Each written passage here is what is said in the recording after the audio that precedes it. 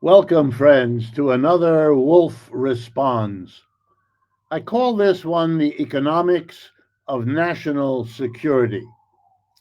You know, the phrase national security is always used by governments to cover, to hide, to disguise things they're doing that they don't want to call by their real name. They want to get support for something, they call it a matter of national security. Mr. Trump is doing that all the time for his executive orders. Congress does it to cover the bills they vote in, and so on. But I want to talk not so much about the political use, but the economic use. I want to teach a lesson, and the lesson is that everything an economic system does has complicated, contradictory consequences. If anyone tells you something is all bad or all good, talk to somebody else because this is a person who will pretty soon be offering to sell you the Brooklyn Bridge.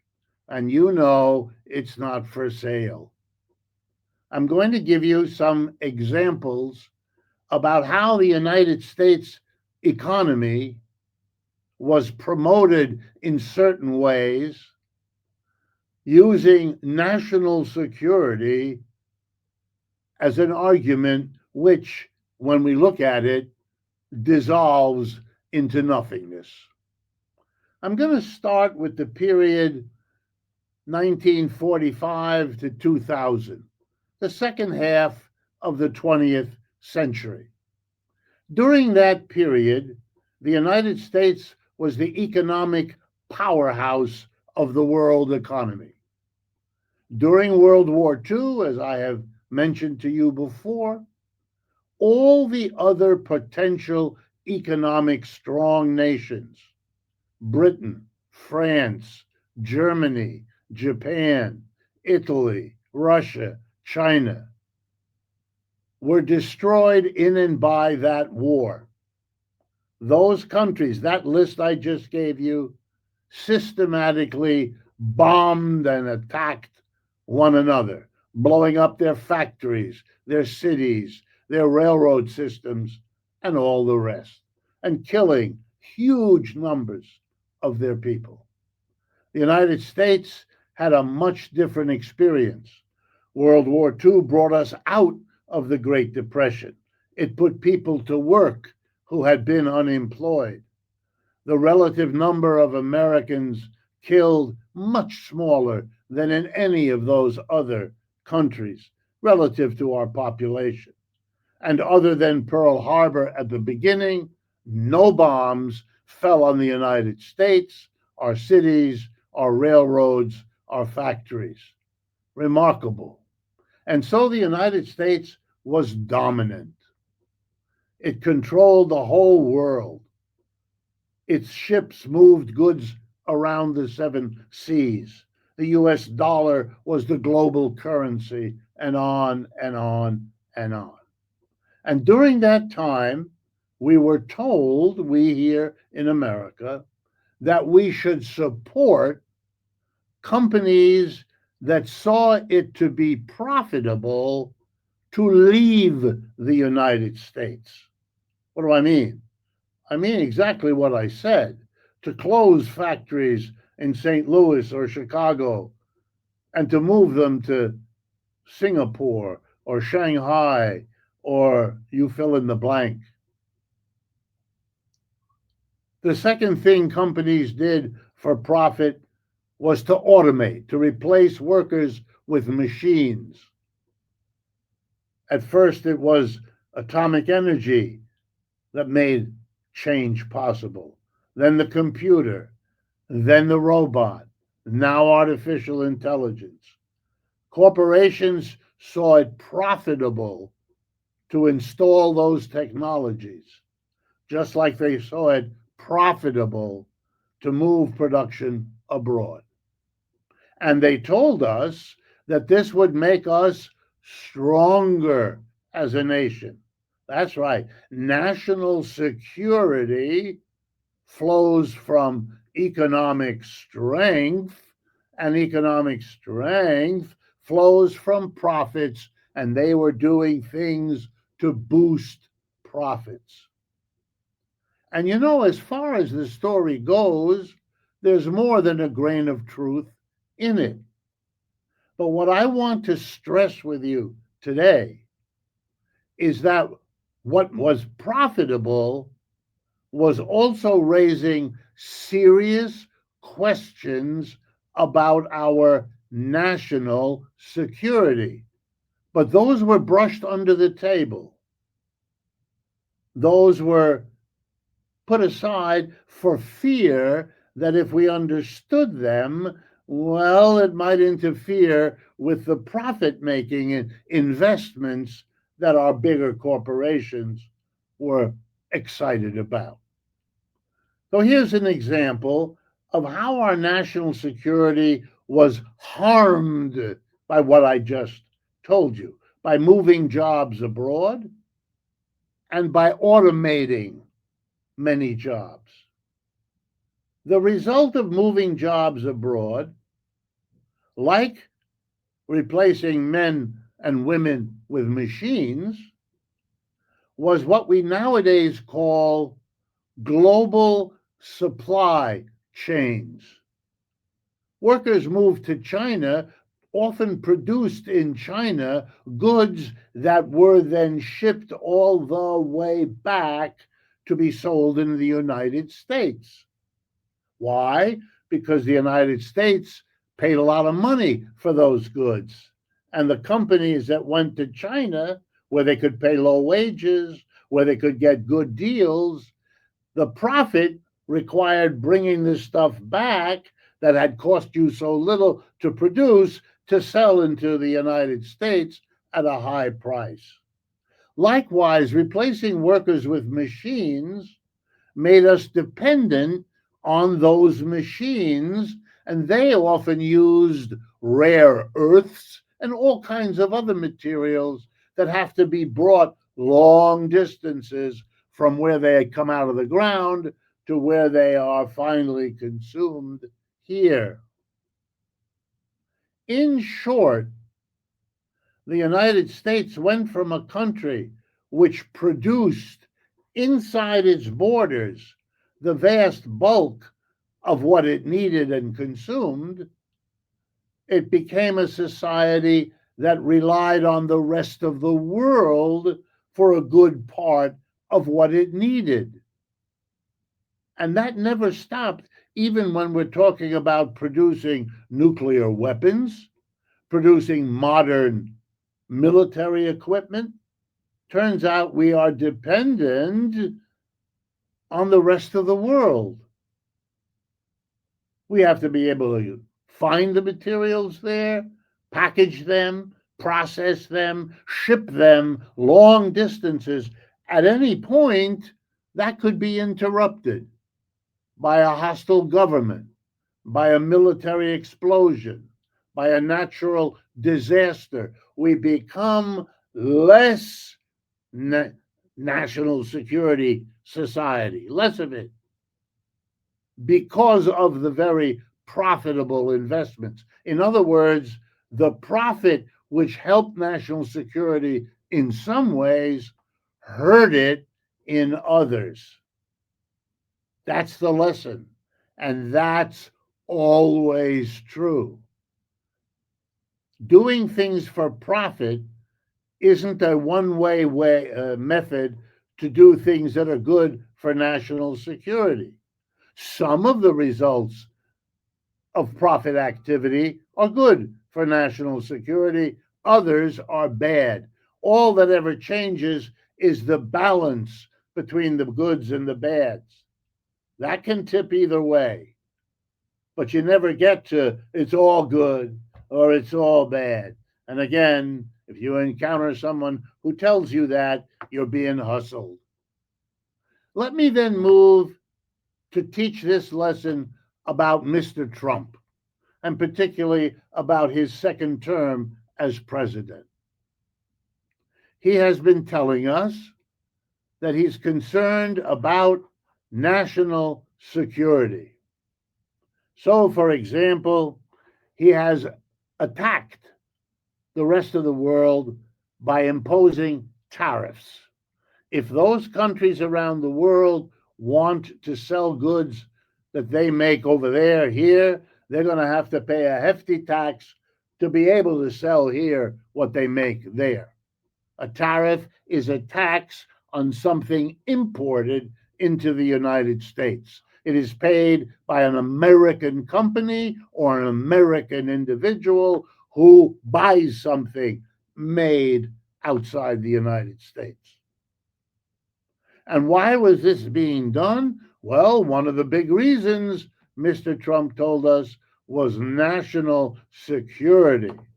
We don't want to have to depend on a, heaven forbid, Chinese company to produce something which we need for the national security of the United States. And so we have tariffs against China, against everybody and anybody. You're not going to be able to sell here unless it's consistent with our national security. And to take one example that I've used before, but it's very good to teach this lesson, the electric automobile. Mr. Trump fears, I was about to say he knows, but I can't speak for what he knows. But he fears that the future automobiles will be run on electricity, not on oil and gas. And that's why his buddy is Elon Musk, and why Elon is the richest man in the world, because he was the first to develop an electric car and truck. But you know, many companies around the world have been working for 10 or 15 years on developing electric cars and trucks. Elon Musk and Tesla were the first. That's why he's so rich. But they are not the best. The best quality, lowest price electric vehicles are made in China by a Chinese company. It's called the BYD company. Actually stands for English, Build Your Dream. That company produces the highest quality, lowest price electric cars and trucks. Let me give you an example of what it costs to buy one of those. You can get one for $30,000, roughly. And so you'd have to give up $30,000 of your money, and you could get a BYD car or truck shipped to the United States. But you couldn't get it out of the port where it lands, or out of the showroom of the dealer, if you could find one, unless you also paid the tariff on electric cars and trucks from China. That tariff currently is 100%. It was during his first term as president that Trump put a 27% tariff on it. Mr. Biden raised it to 100%, and Mr. Trump has left it at 100%. So you would have to give an additional $30,000 paid to Uncle Sam to get the car released into your hands. So for you, that $30,000 car would cost $60,000. And you know what? You don't see any of them in the United States because of that. If you want an electric car or truck, you can get one, but you'll have to buy it from Toyota or Tesla or one of the other producers. You'll pay about $50,000 for it, and it will be inferior to what you could have got from BYD, except for the tariff. Why do I call this not just not for national security, but the opposite, bad for national security? I'm going to explain in the hopes that it teaches the lesson.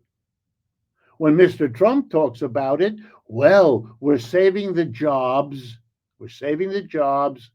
of the workers in Detroit who make gas and oil cars by and large, and who make some electric cars too.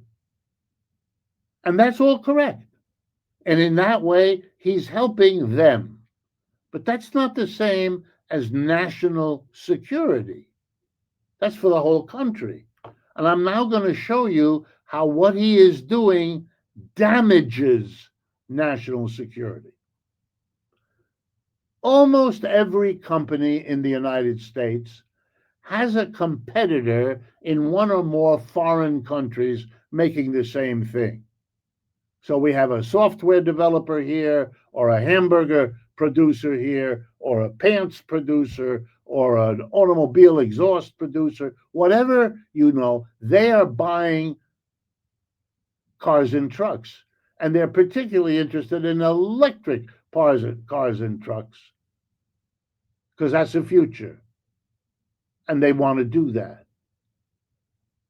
Can they buy a BYD truck, the best and the cheapest? No, because they would have to pay $60,000. I just went through that.